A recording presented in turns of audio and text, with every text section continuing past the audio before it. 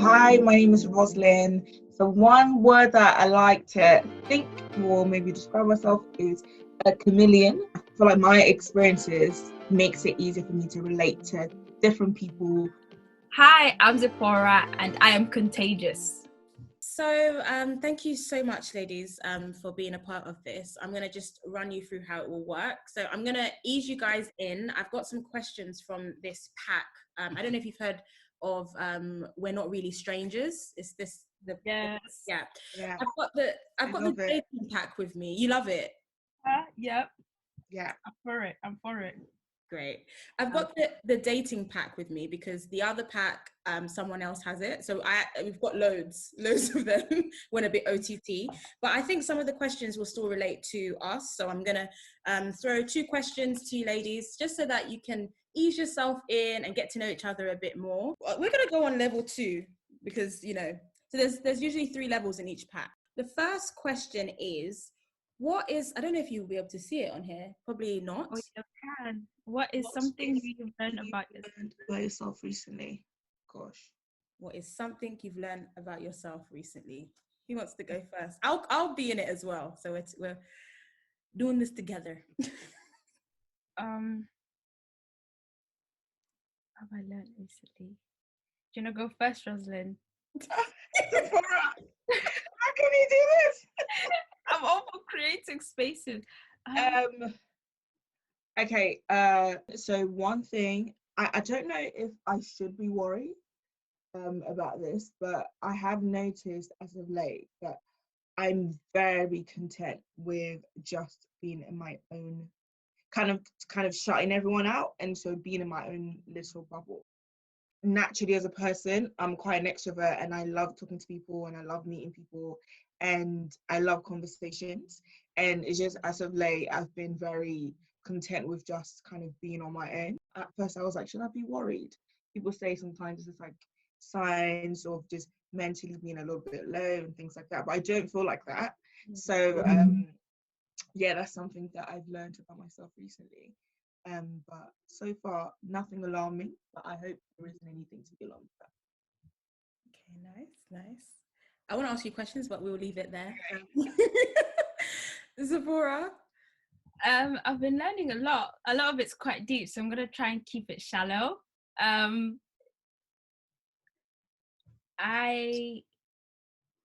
just wow. Okay, maybe you want to go first because keeping it shallow is like because everything. Keep it shallow. I want you to be if Be free. be Yeah. free. This is a safe space, so be free. I've learned that I've been in a lot of like the unfortunate and misfortunate circumstances I've had where I've like been a victim of like abuse or anything like that. I've found that I've been the biggest advocate for my abuse by not seeing my worth. So I guess I've learned that I'm worth a lot more than I realize or that I see. That would be the biggest thing I've learned. That's deep. And yeah, I'm glad you've learned that because you are worth a lot.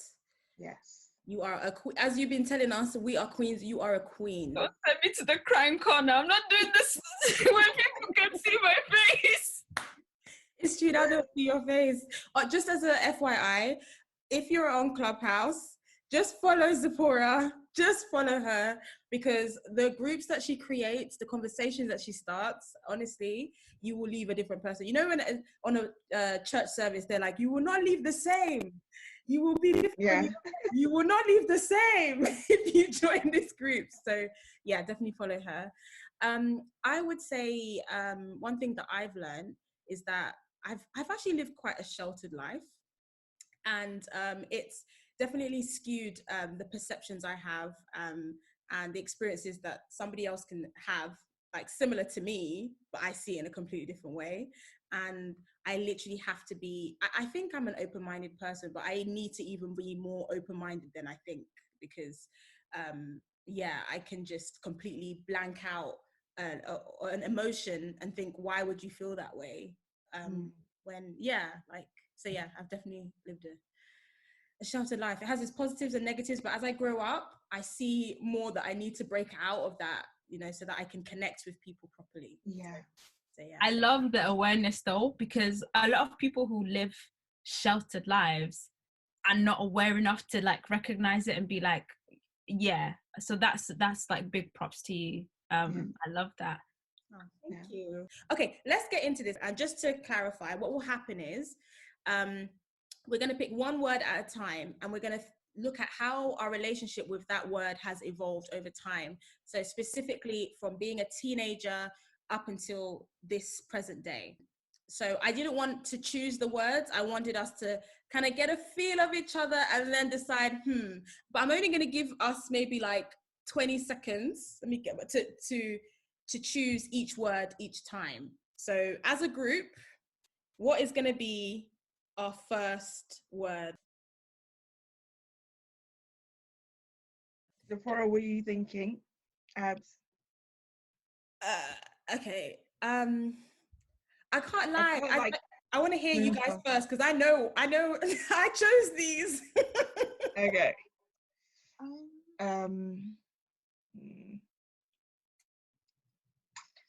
Okay, so one that's definitely standing out to me is mistakes. Okay. I don't know how you guys feel about that. Yeah, we can run with that. I'm happy with mistakes. I mean, well, am I now? I'm so joking. So when we think about mistakes, I put in brackets decision making. So how we have approached our decisions that have just not worked out.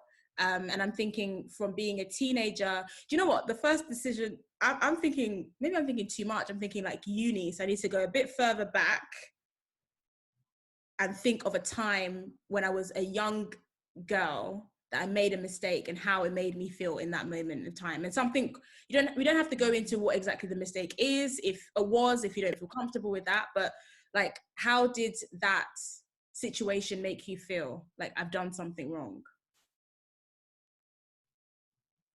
Yeah. So maybe let me think of one. So can it be current, or is it just in the past? So it can be current, and it needs to be in the past, but also current. So it's like how you looked at it before and how, you know, you look at it now. I look at it now. Yeah. Okay. So if I unless one of you want to go first, I don't mind. No. Okay, cool. So a mistake that I made in the past when I was younger. Do you know what? I think one of the mistakes I made was not, I never spoke up enough. So in like friendships, like if somebody did something to me, or if I like made a mistake, I just wouldn't say it. And I don't know if it's because I felt like I couldn't handle their reactions to it, or like, you know, how they would perceive me. But I would literally just hide it. And I don't think it's even just with friends. I think it's with like anybody that was close to me. If I did something that I knew that they didn't like or wouldn't like, if they knew, I just wouldn't say, because I was just like, I don't want them to perceive me in a different way. So I think with mistakes, it was more about how will people perceive me after that, rather than it being right or wrong. It was just like, how would they take me after that?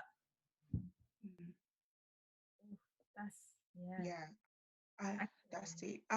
Do you, I was gonna ask you a question. I was like, well, wait. No, you can answer. Okay. Do you feel like that's maybe linked to, you can link that to maybe wanting to please people at that time when you were younger, and not rubbing people the wrong way? So you kind of want to be more so accepted rather than viewed as somebody that is not liked, or somebody that is, you know, not for me or whatever.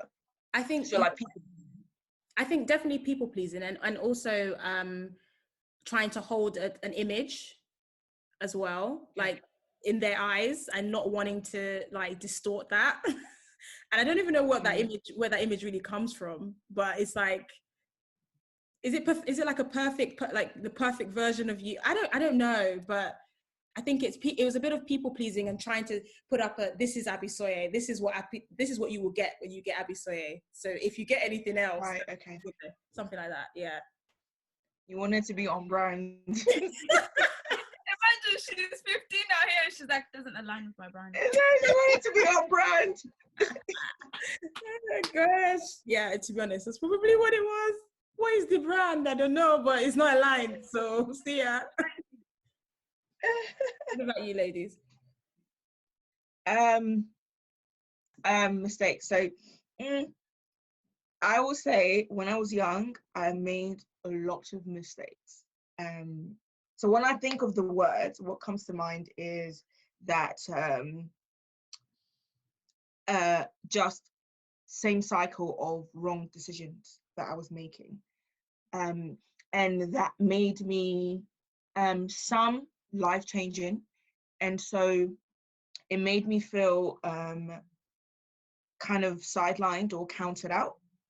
And I think it shaped me in how I viewed myself for a good couple of years, because even just growing up, like if I go all the way back to growing up in it was my sister and I, and she was very much like the like kind of, when there's like the good child and there's a problematic child. I was a problematic child. Right. So growing up and making silly mistakes or doing something, and it's kind of like some, your parents, not that they love you any less, but being at the receiving end of that person, of always being told, oh, why are you always doing this? Why, stop it, and it kind of made me grow up to thinking that because I'm the one that's always doing this, I kind of accepted that, okay, I'll do whatever I want. If I make a mistake, it doesn't matter. If I make poor decisions, it doesn't matter. And so it landed me in wrong situations. And the more worse situations I was in, the more I was being defined by those situations. And so I feel like when I look at my young self, I feel very sad, because I just want to hug that little girl and just tell her that people make mistakes. Like making bad decisions doesn't. No one is this. It doesn't discriminate. Like we all make decisions, even when bad decisions, even when we feel like we're making the right decisions, right. And sometimes I don't have to dwell and wallow in that, but give myself time to learn from it. And yeah, I think that I really allowed those things to label me, and I accepted the labels that people placed in me, and most times they were negative. And so it took a long time to unlearn myself, unlearn those things, and view myself in a complete different way. So sometimes I tell people, when I meet people and they were like, oh, I did this in the past, and I tell them, listen, anybody can rewrite their history. Me, I've rewritten my history to a point. If someone asks me something, I don't even know what you're talking about, because that's what I know. That's not my thing. That's not. I was like, what are you talking about? Who said that? Who said that? When I look at, so now as an adult, I view mistakes as a point for me to learn, and as a point for me to sometimes you have to fail at things and not do well at things, so that you will know one way of not doing it wrong, and so I've allowed my mistakes to now shape me to allow me to be a better version of myself, and to help me to make better decisions and more informed decisions. So using it more as a point of resource, rather than as a point of putting myself down and thinking that, okay, I made this crappy decision and now I don't know what I'm doing, or I'm not worthy of anything, or people don't this and that. So yeah, that's been the different different lenses that I've seen them. Nice. What about you, Zipporah? Mistakes in terms of decision making. So am I saying like a decision that was a mistake, or can I just frame it however? You can frame it however. I'd say for me, and it was a continuous string of decisions throughout my youth up until recently, was always putting others above myself, even when it was detrimental. So I'd say, like, I won't go into too much detail, but I got into a relationship when I was 15 with a guy who was a lot older than me. Had no business being in that kind of situation with him. But from 15 up until basically last year, all my life decisions were based on putting him first. And like when I look back, I just see an array of opportunities missed. My most formative years went towards forming somebody else. And I'm glad that I'm seeing it now. The red flag is that now that it's like I'm super protective of myself, and I'm super protective of how I form my ideas and how I grow, to make sure that I incubate myself well. And that even in my giving, I don't over give till like I give myself and there's nothing left. There's nothing left, because even when you pour like something from one vessel to the other, you can't put the other vessel into the other vessel you're emptying it into, because that becomes distractive for what you've poured inside, for the vessel that it's going into. And obviously, like, usually it's not supposed to be that way. So I found that I was always putting other people ahead of me and ahead of myself and my growth, and it feeds into this narrative that we're fed as Black women. Excuse the paint on my hand because I was painting the guitar behind me.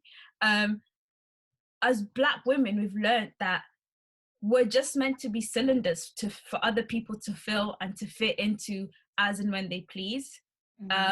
And I wish that wasn't taught to me. And I think it's rooted in African culture of service and honor. And I think in making those mistakes, what I've now learned is being of service and being connected to people doesn't necessarily mean being disconnected to yourself, because what's a light bulb without a source? So that's the one thing that I've learned, is to intentionally, not selfishly, and I think that there's always a balance, put myself first so I can then be available and I can be a well-functioning vessel to be able to fill others. So I'd say that for me,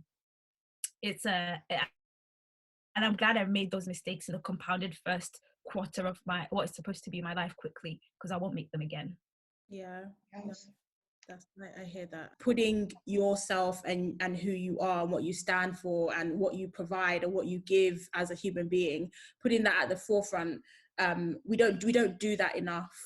So that one's a real tough one. And it just made me think, like, if I'm thinking about how I perceived myself first, like, I've been really resonating on what I said earlier on, that I think when I looked at trying to be this perfect person or whoever she was, I didn't even know who that person was. So it's meant that now when I look at mistakes, now I know who I am. I'm not too hard on myself when I make mistakes. When I don't think about how that affects the people. I mean, I think about how it affects people around me, but it's more like, okay, so does that take away from who I am? No, I'm still me. But I've only been able to do that because I've been putting myself first, in the situations. And I love what you said, Roselyn, earlier on about not labeling yourself through your mistakes. I think that's powerful. I think it can be easier for certain mistakes than others. I definitely think so.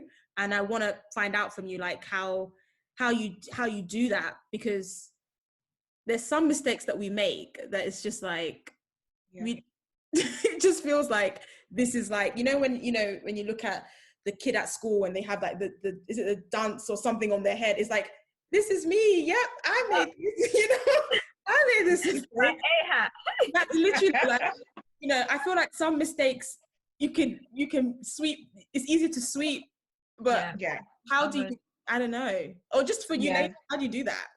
I would say that it's much like to what Roselyn spoke to. Like, for me, it's just that I have to realize that as a human, pride is a real thing. And sometimes mistakes have to be there as a reminder of your humility, of like, hey, you're human, you're here, and you make mistakes. And I think that in those moments, I've learned to really embrace the moments I make mistakes, because I'm like, what am I learning here? What's the grace that I need to learn? This is an opportunity for me to remind myself that I'm deserving of forgiveness, and also to remind myself that the humans I interact with are not necessarily evil. They're also making machines, because that's what we are as humanity. And I think making machines, that's it. You can arrive and say it again. We are all mistake-making machines, and that's just the way we are. That's how we're compounded. And for me, it's been like my niece, she makes so many, and I mean, some of them seem more intentional than most. like even today when I was rushing to get ready to be here, she'd taken my, like, I'm glad that I'm at home now because I can demonstrate some of these things in real time. She'd taken my contour stick and look at where we are now, you know. Whoa, that's pain. That's painful. No, That's pain.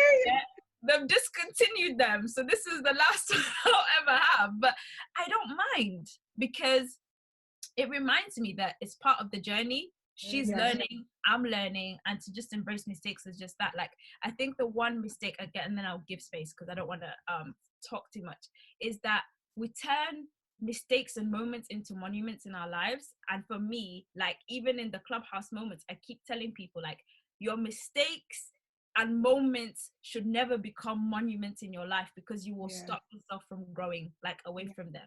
You're building like a tomb. You're saying that a part of me has died in this moment, and I don't align with that, and I don't believe that. I actually think they're launch pads. If you're humble, mistakes will be like fertilizer. Yeah, honestly. that's true. Yeah. Do you have anything you want to add to that before we go? I'll say some mistakes are definitely easier to kind of move on from than others. Some mistakes is out there for everyone to see, and you can't necessarily get away from it. And I'll say for me, I don't think I am comfortable to talk about that right now, but certain mistakes were out for everyone to see. And what probably Zipporah said that I can really resonated with me is sometimes you're put in that position just so that it will be a humbling moment for you. Certain things it brings shame. It brings you feeling like, oh, people are going to look at me differently, and I think it requires a lot more working in order to bounce back from that place. But it's a moment for you to be vulnerable about areas in your life that you also need to work on, you know. And I think it's very important for us to recognize those moments in our lives. It's not for us to, you know, I definitely don't advocate for people, you know, just kind of getting up and like moving on in such a blasé way, because I feel like there's a moment to every time that you've made a call and it maybe wasn't a great call, and you have to kind of have some sort of self-awareness about, okay, what do I learn from this and how do I move forward?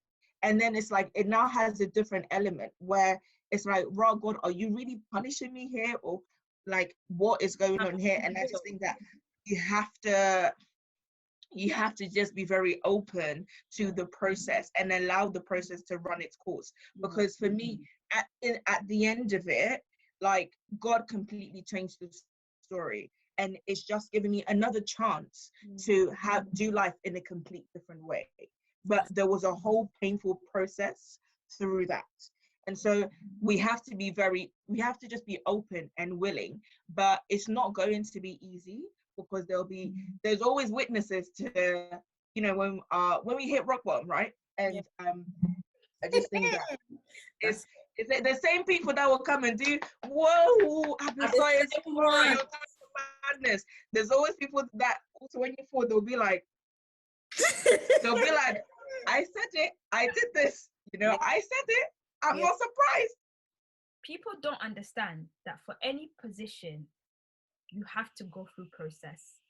And it's just part of that. Like, look at like David, Joseph, all them, and then look at people in real life, and you actually look at how jaded like their past is before they arrive at a certain position. Usually the greatest people that have had held them the biggest platforms, have done the most amazing things, they've always gone through that struggle of making mistakes, huge mistakes, and then transformed their lives. And the other thing that you just reminded me of, like, falling from grace allows you to understand the value of grace and what it is. If you've never fallen from it, you forever like take it for granted. And I think like that in itself is like, and highlighting the fact that mistakes, especially repetitive mistakes, they stop being mistakes, and you have to recognize them as character issues. And that's why what is the roots of it? is important, because when you take those habitual mistakes into position, you'll kill everything that you had built, everything that you had wanted. And I think that like highlighting that is important. Mistakes are also red flags.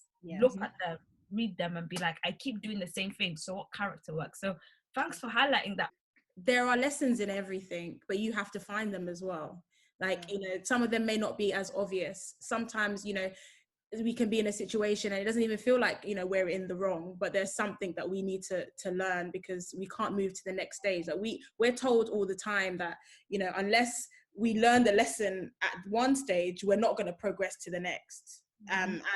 And it's really, really important. And I think sometimes with mistakes as well, we hide ourselves and we bury ourselves in in a corner, and we don't want to, because we're embarrassed. Like, we don't want to talk to anyone about it. And I think what I've learned in this journey is that when I actually have safe people, I need to use those safe people. I need to talk to them. I need to express, feel like, I can express how I feel. But these safe people also need to be people that can hold me accountable as well on my journey.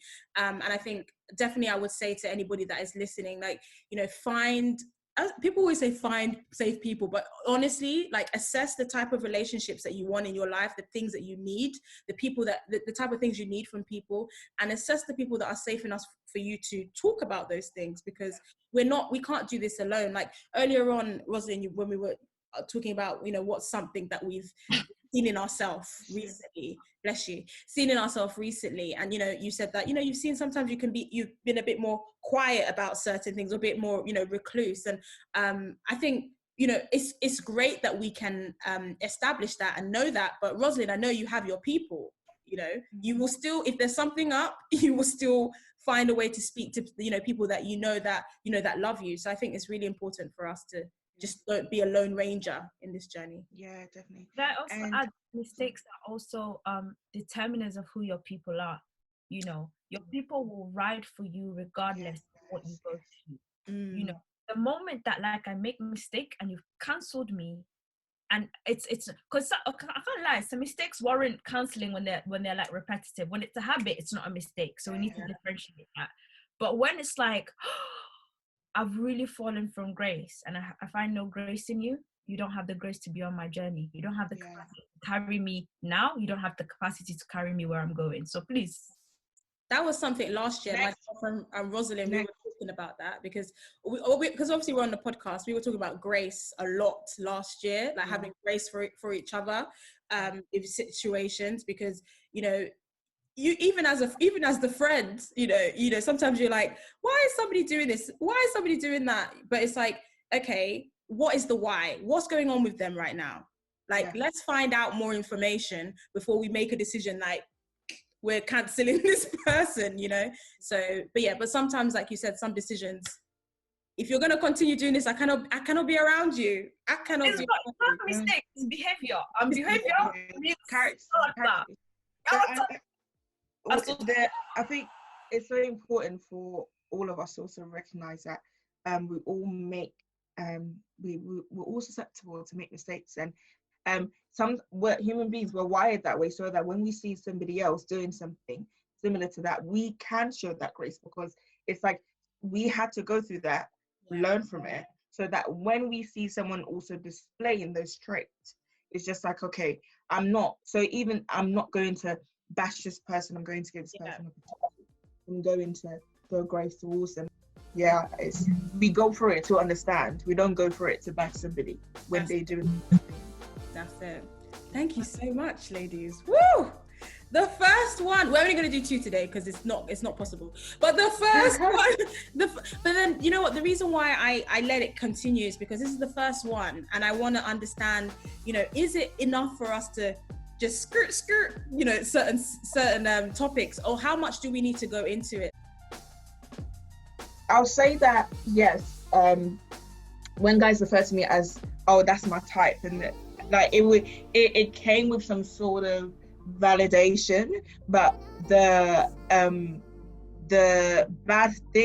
very bad thing about that is that it made me accept being objectified and very sexualized all the time.